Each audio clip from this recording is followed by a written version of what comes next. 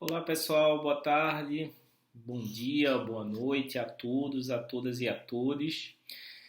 Como vocês perceberam, nem sempre eu consigo gravar um vídeo para a gente poder fazer esse debate mais nesse campo do audiovisual, né? Por conta de várias questões logísticas que envolve ensino, pesquisa e extensão, que eu também estou envolvido na universidade, mas sempre gosto de dar esse feedback por esse canal aqui, né? E hoje eu vou tentar meio que fazer um cruzamento do debate dos estudos decoloniais da semana passada com o debate dessa semana que a gente vai falar sobre ensino de história, história e quadrinho, né? Na semana que passou, a gente viu que o ensino de história ele tanto serve para perpetuar uma história eurocentrada, né? Uma história euronortocentrada, colonizada, branca, elitizada e patriarcal, como ele também pode ser um leque de possibilidades de mudanças nas perspectivas das construções de uma nova sociedade, né? Então, o ensino de história, ele fortemente está ligado a relações de poder, e aí como uma aula, ela poderia, como é que pode uma aula que segue um modelo fazer com que alunos pretos e pretas, indígenas pobres, latinos se percebam enquanto sujeitos históricos, né? Quais são as linguagens, as alternativas e as narrativas que nós podemos desenvolver processos que esses agentes que até então eram vistos como subalternos podem falar. Existe até um texto muito interessante de uma teórica indiana, a Gayatri Spivak, que ela pergunta: pode o subalterno falar?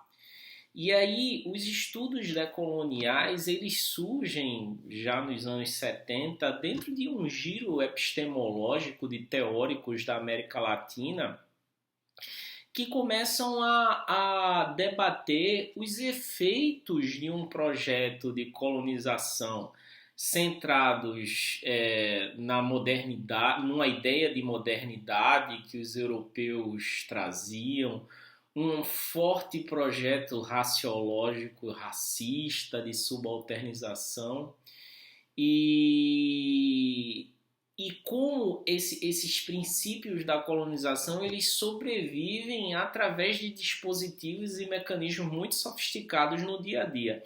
Um desses é o currículo do ensino de história, né? Um currículo que insiste em trabalhar com a perspectiva de descobrimento do Brasil, com perspectivas que permitem a ideia de um ideal de estarmos ainda em processo de colonização, né? E o debate decolonial ele supera o debate pós-colonial porque se acredita que boa parte de teóricos pós-coloniais abordam esse período pós-colonização acreditando que essa colonização ela chegou ao fim. E os estudos decoloniais não, né? Esse decolonial ele vai debater a sobrevivência dessas estruturas, né? Então, podemos identificar o surgimento dessa decolonialidade no mesmo momento em que é iniciado o processo de colonização, né? Se compreendermos que ela é, antes de tudo, uma ação, uma prática, uma resistência, né? Então, desde o momento em que os processos de opressão e exploração tiveram início no continente americano, os povos originários eles desenvolveram estratégias de luta e resistência. Então, a decolonização é um ideal ativo, uma ideia de um ativo, de uma ação de abandono das formas de conhecer que nos sujeitam. Então essas formas de resistência, elas casam muito bem na prática, nas linguagens alternativas do ensino de história, quando o sujeito subalternizado ele passa a protagonizar nas esferas, nas ações, como, quando aqueles que não apareciam enquanto heróis no livro de história agora aparecem com suas práticas de resistência. essa semana agora nós vamos trabalhar o ensino de história através da história em quadrinho. Em uma das histórias em quadrinho, uma graphic novel, que é uma linguagem mais contemporânea da história em quadrinho, que abre a semana, é uma história chamada Angola Janga, de um historiador da USP, negro, Marcelo de Salete, onde ele mostra o cotidiano, rotina, negociações e estruturas do Quilombo de Palmares, e que é muito interessante como um instrumento para se trabalhar em sala de aula, mostrando resistências, negociações, quebrando as romantizações existentes nos livros de história sobre os quilombos, mostrando um processo de aquilombamento, processos psicológicos, processos de redes de sociabilização.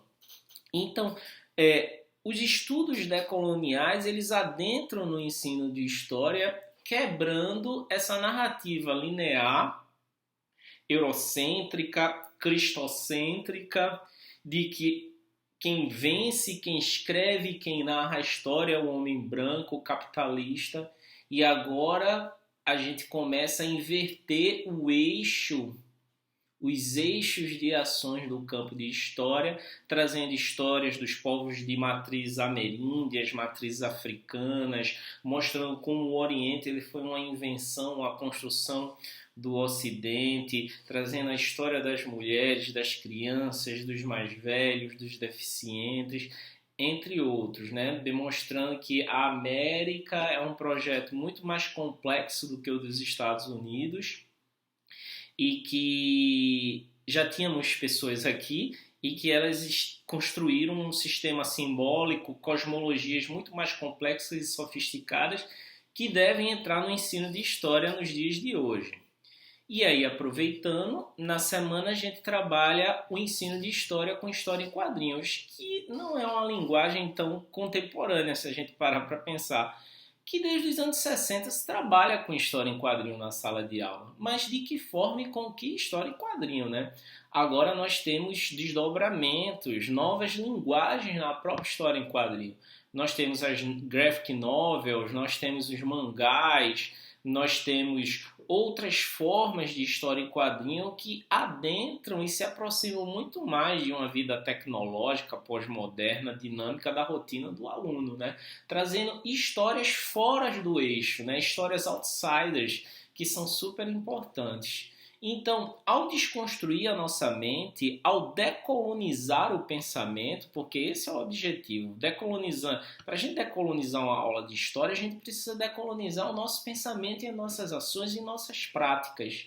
E a gente começa a acionar essas linguagens alternativas já com a mente decolonizada, porque nós somos seres de fronteira.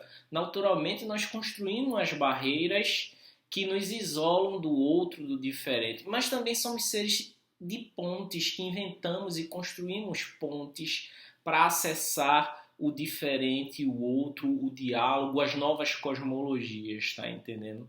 E o quadrinho, ele traz uma linguagem que a gente tem que acabar com a ideia de que é uma linguagem mais fácil. Ele não é uma linguagem mais fácil, até porque essas histórias que, por exemplo, Angola Janga é um quadrinho super grande, e com uma linguagem mais rebuscada, e não é um quadrinho para criança, é um quadrinho já para um público um pouco mais maduro, e sim uma nova linguagem de ler o mundo, uma nova forma, uma nova representação de narrar histórias no mundo.